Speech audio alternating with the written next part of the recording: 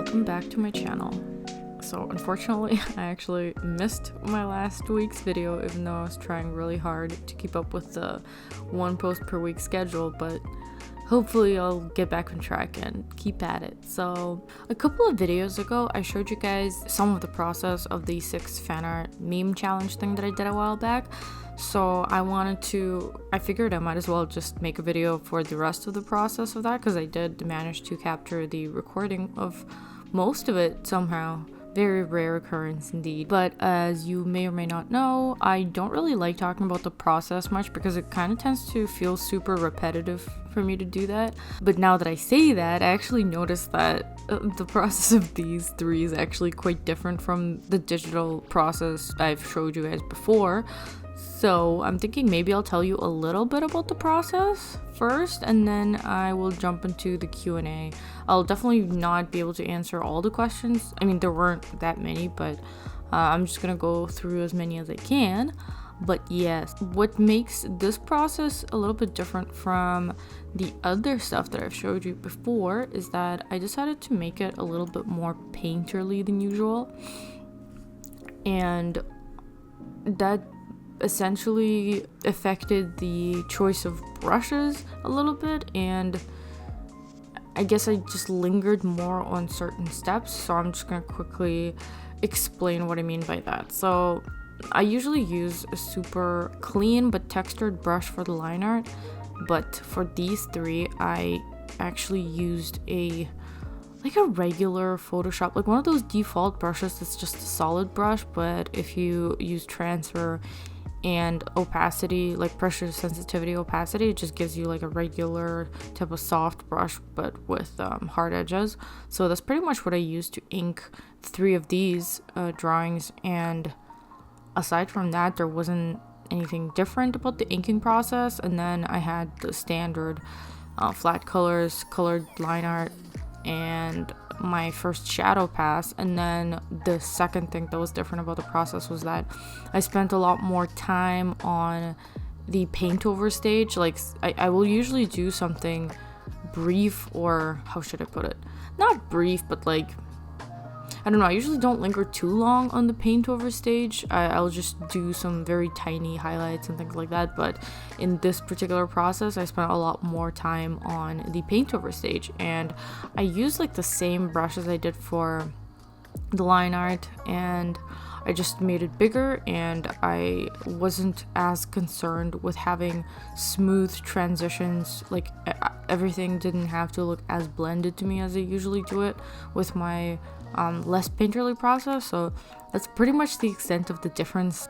So I don't really know what else to say about it, which is why I didn't really want to talk about the process, because it's so similar to my other process. I'm pretty sure you can probably pick up more just by watching me do it than hear me explain anything in particular, which is why I will just move on to the Q&A and just do that for the rest of the video. But I did put most of the footage that I found into this video, so you can see like the vast majority of the process for all 3 of these portraits.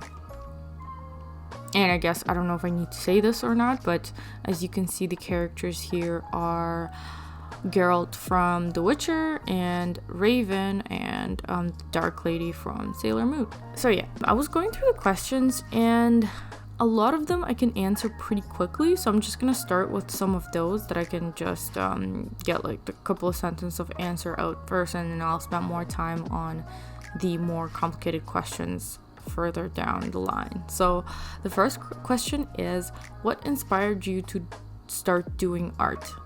And that's a very easy and quick one, because I do not remember. It was just one of those things that I gravitated towards as a child and never really lost interest in. So I was super into drawing ever since I was like as long as I can remember.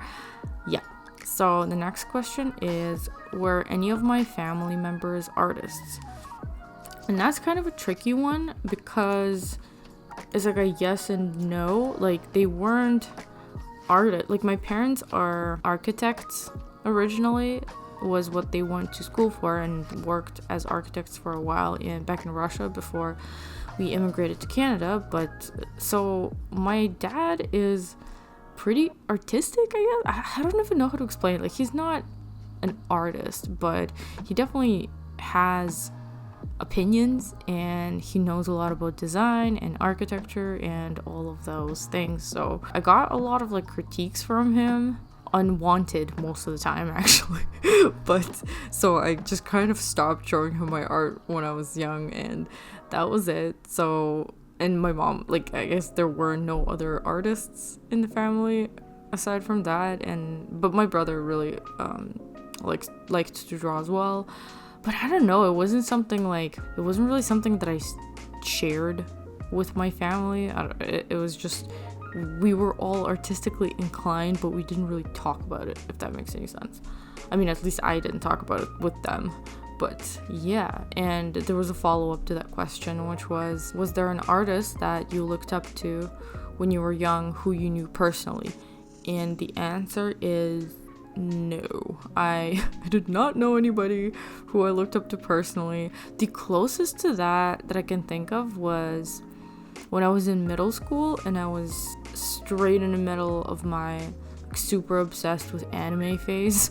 I remember I made this friend, this Korean girl who just very recently immigrated to Canada with her family, and she had an older sister who was really good at drawing, and she drew like anime type of stuff. So I really looked up to her, but that was so short-lived. Like, she moved very quickly, and the girl was my friend. Like, I didn't really even talk to her sister much. She was just around a couple of times when I went over to her house, and yeah, that was I mean, it was really impactful, which is why I remember it, but I barely even remember her name or anything like that. I just remember her art being really good, and I was super inspired, and she showed me some Korean art books that she had. So yeah, on to the next question. Have you ever had to deal with wrist pain from too much strain from painting?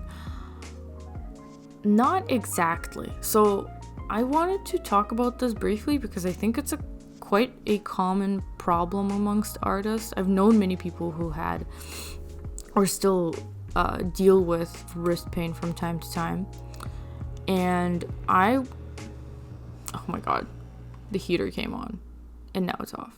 Okay. So I was one of those people who were lucky enough not to get wrist pain, but I did have pain in my middle finger joint, which sounds funny, I know, but that's basically the place where I rest the pen when I hold it, or like whatever tool I happen to be using. The place where I rest it on my middle finger is what would get really sore after a while. So I had the most issues with that back when I was in school, or by school I mean like college, and then later when I was working on Grimoire Noir, the graphic novel that I have mentioned before, I'm sure. Yeah, so that usually happened when I worked for too long without taking breaks, and too long for me was about like 4 to 5. I feel like around 5 hours. Like, if I passed 5 hours of drawing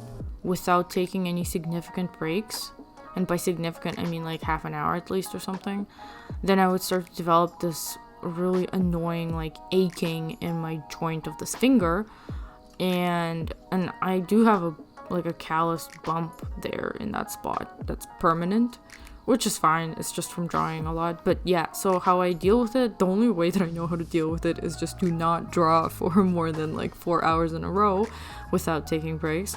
And if I do have to for some reason, like I've had to do that, I guess there are always times when something, just for some reason, I have like a super short deadline, or I have a lot of things that I have to do and there's no way around it. I do end up passing the threshold of pain, and I do end up getting the ache, but it does go away after like overnight, I think. But if I draw for like longer than 6 hours, then I will still have residual pain for the next during the next day. So it's best for me to just really be careful and not do that. And I think the reason why I get pain there is because I really have like some sort of death grip on the pencil or pen.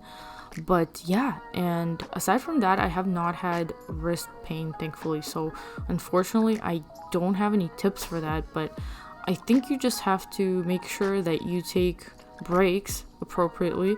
And sometimes actually wrist pain can also come from like the way you hold a mouse or the way you type on a keyboard. So there's those things to take into consideration as well. And yeah, it's best to just like be aware of any type of aches, that the small aches that might start happening, and then just like make sure you pace yourself and do some sort of wrist stretches and small exercises. I've seen a bunch of those floating around in the art community, so I'm sure those would help as well.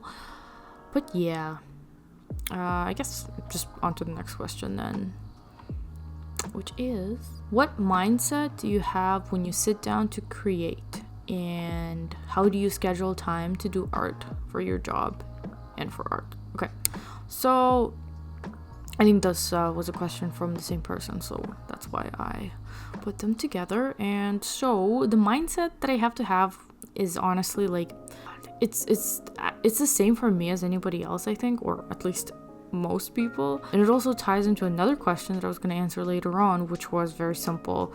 It was, am I a procrastinator? And the answer is yes, absolutely. I am really bad with procrastinating, and it's an issue that I still deal with every single day almost. I think I can get really focused sometimes under a lot of pressure, which is a problem because that's always kind of been the biggest motivator for me, is some sort of dire circumstance where something is due the next morning or a lot of work in a short amount of time. So oh my god, I'm just gonna wait for these sirens to pass. What was I even saying? So distracting. Okay, am I a procrastinator? Yes, I'm a procrastinator. Okay, so I was gonna talk about how it's really difficult for me to get down to work when there's no deadline looming over me, when there's nobody waiting for me to do something. So yeah, it's really difficult, and honestly, I am fully aware of the fact that most of the time what it takes is to just get over yourself, sit down, start doing something. And then like 10-15 minutes in, sometimes 20 minutes in, it becomes like enjoyable, and you just enter into a state where you can continue and not worry so much about being distracted anymore. But it is really hard sometimes to wrangle yourself into that place. The resistance is strong, but yeah, how I deal with it is, I try to just impose deadlines on myself, I guess. It's been super hard being more or less completely independent for the past few months, because I really haven't had a whole lot of freelance jobs going on, and I'm mostly just mostly just focusing on my own stuff and like trying to make significant progress on writing my comic and focus on YouTube, just making new products and such. And it is difficult to motivate myself sometimes, but I do really like, that's one of the reasons why I really like having a store as one of my income sources / one of the things that I choose to focus on in as a career path or whatever, because a store, like a shop, it gives me a lot of outside motivation, because then if, obviously if somebody places an order, like I can't just let it sit. Like I want to pack it and I want to fulfill orders as quickly as I can, and usually I do my best on that front, because I feel obligation, and it's not a bad thing. Like it's the good kind of obligation, so that's really great. And I do my best to give myself deadlines when I can, and when I give myself a hard deadline, I do actually notice that it's easier to follow through with it. So by hard deadline, I mean like often in my head I'll be like, oh yeah, by the end of the month I want to do this and that and this and that and like a million things, and by the end of the month I will literally have none of those things done. And that's because I did not give myself any hard deadlines, and I didn't strategize on what I'm gonna do or anything like that. So the best experience I have so far with the mindset that I have to bring forth in order to motivate myself is I have to sit down and make a concrete plan of what I'm doing and what the micro steps are for me to finish certain things that I'm out to do, which obviously a lot of those micro steps are drawing, like creating artwork and whatnot. So yeah, once I have a more concrete breakdown of all the tasks that I have to do that will take me to wherever I want to end up, I can schedule and, you know, make estimates for times, and I'll usually give myself like at least one hard deadline of an actual date by which I want to have something finished, and that tends to help a lot. So yeah, I think that's the best that I can do with answering that question. But like I said, I am still having a hard time with procrastination sometimes because, you know, obviously motivation isn't constantly just waiting for you. So yeah, it's sometimes you just have to get over it, sit down, start working, and then all that other stuff just happens, like creativity, motivation, fun, whatever. It rolls around once you put the work in. So yeah, this is a quick one. When did you start on digital art? I'm trying to remember exactly when. I think it was when I was around maybe 16 or 17. I found out what digital art was, and I did attempt to make crude mouse drawings in MS Paint, and then I think eventually when I was about 17, I think I begged my mom to buy me this tiny little tablet thing. Though I'm pretty sure, like, honestly, it was like 4x6 or something, which is so small that I'm pretty sure it was some sort of signature pad for businesses to use. To digitize the signatures. But yeah, so I used that, and eventually I moved on to a Lenovo laptop with a tablet pen screen. So that was what I used actually for a very long time, for like several years, until I eventually upgraded to a Cintiq. But yeah, I guess 17 was when I started doing digital art. Next question. How did you know you wanted to be an artist full-time, and what steps did you take? So I didn't really think about it too hard when I was younger, but I still knew that I wanted to draw for as long as possible for the foreseeable future. So eventually, when time rolled around for like at the end of high school, that's when I was forced to start thinking about it. And honestly, I couldn't come up with anything concrete, but I knew that I would probably want to have something, to have a job that has something to do with drawing. And because I was kind of in a corner and I had to pick something really fast, I just went for graphic design. Yeah, I picked graphic design because it seemed vague enough that I didn't have to think too hard about it. So yeah, and then once I was already in college, then I realized that graphic design is like not for me. And even though it was, you know, there's some useful things that I learned, but still, regardless of what technically my major was, everybody had the same courses in first year anyways in the university that I went to. So I decided that I'm going to try to go for illustration. And I mean, at this point, I knew that I was working towards a career in which I would be a full-time artist.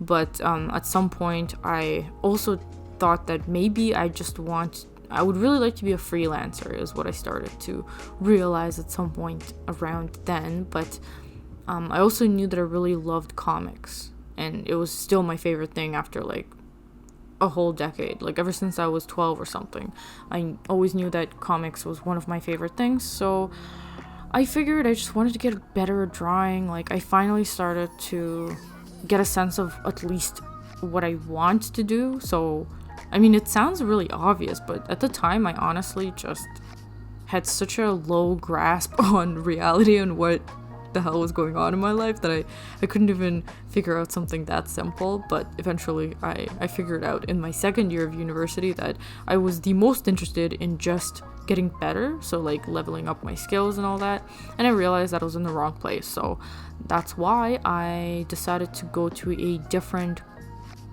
school, different college. So I went for animation at Sheridan College, and the reason why I went for animation was because I visited a couple of places, I looked around on the walls, and the art was pretty bad everywhere I went, and the only program that had good looking art, like highly skilled art was that animation program at Sheridan. So that's what I decided to go for, because it looked like it produced results. Yeah, and this actually kind of so those were essentially the steps that I took while I was still at school. And I want to segue into this other question that I saw that was related. Okay, I think where is it? Okay, so the other question is, knowing that you have an animation degree, what was the ultimate decision that made you go into illustration and comic making instead? Okay, so that's kind of what I was talking about there. It was actually not anything that made me go into comics and illustration making instead. It was more like I knew that I wanted to be an illustrator and make comics, but I realized, or that I decided that I wanted my skills to be significantly higher, and I saw the animation program as the one that offered the most in terms of just straight up skill gaining. And it's a weird thing, honestly. Like, it's funny to think that animation seems pretty specific, right? Like, and you'd think that other programs like illustration would be more suitable, like they would focus more on skill, but no, they really don't. Like, especially in the first place that I went to, called OCAD, Ontario College of Art and Design, which also is a university for some reason, but they still have a freaking college in the title. But anyways, in that place I was an illustration major for a year in my second year, and there was so little focus on actually improving skills. Like, they literally don't teach you anything. How do I put this? Like, there was basically no fundamentals. Like, don't get me wrong, there were some classes where we had some painting, we did have some life drawing a bit here and there. There was a couple of classes where profs seemed to care about skill, but overall there was a very low emphasis on learning fundamentals and actually learning how to create like technical skills, I guess. I don't know. Which is why I felt like it just wasn't gonna be enough. They had a lot of emphasis on how to sell your portfolio without it being any good, and how to talk about your art, like how to conceptualize things, which some of it was pretty useful, I think, but overall I found it to be generally a waste of time, which is why I decided to go to Sheridan. And it was the right call. At least the first 2 years of Sheridan were very useful, because there was way more emphasis on learning how to draw properly. There was a ton more focus on life drawing and just actual technical skills, like learning perspective, like learning how to draw forms in perspective. Like, you know, it was a completely different place. But that's because in a field like animation, those basic skills are unignorable. Like, you can't make an animation if you don't know anything about perspective, or if you don't know how to draw basic figures quickly. So those are essential skills for animation. I personally think they're essential for illustration as well, but it doesn't appear to be so in the college that I went to previously. So that was an extremely rambly answer to that question that maybe I'll cut down a little bit. But yeah, so in terms of what steps I took after I was done, after I graduated, it was pretty haphazard. I don't think there's the same path for anybody. What I personally ended up doing is I had a full-time job that I immediately didn't like, so I quit. I took this other job to draw this graphic novel from home, so I was doing that for a couple of years, which made me extremely miserable. And then I finally realized that I just want to do my own thing, and so ever since then I've been doing that, and that was the extremely short version of my steps that I took to becoming a independent artist. Okay, next question. Which thoughts or motivations used to does make you keep going with a piece that you hate in the process? I thought this was a really good question, which is why I included it here, because I think it's really important to have the patience and the perseverance to get through the ugly stages of a piece, because almost every piece has that, or every piece has low points in which you might feel like is not good and you kind of hate it. So yeah, I mean, the short answer to that is you have to develop a faith in yourself to make something good out of something that currently looks like crap. And how you develop that faith is just with practice. So you have to get through the process of completing a drawing enough times that if you look at the history, you can see that there's been times before in which you've hated how drawing is looking, and maybe you're super dissatisfied and you think you're wasting your time, but you stick through it and eventually you manage to make it look decent. If that happens enough times, obviously your brain is going to develop a certain assurance that even if something looks bad, it might still look good later. So that's kind of what I tend to rely on. I just have enough faith in my skill to be able to bring something back, and it usually works. It's pretty rare for me to give up on something, even though it does happen, and even then, like, there's usually something that I got out of the process anyways. But yeah, so it's one of those things where you just have to keep trucking and finish. I think it's really important to just force yourself to finish something, and then once you do that enough times, you will arrive at better and better processes, and like you will hone your workflow, I guess. Workflow is what you might call it. And that's usually something that you find by trial and error. So you have to just force yourself to finish things. Yeah, I think it's super important, especially because I've known many people, especially like younger artists, that have issues not being able to finish things because they just don't have the patience, and they get bored, or they just want to move on to the next thing, or it starts to look shitty to them, so they want to start something new. And that's kind of like a dangerous path to go on, because you might just develop a habit of never finishing anything. I've seen people do that. So yeah, just do it, just finish it and move on to the next one. And even if you hate some of the process, it will get better as your skills grow.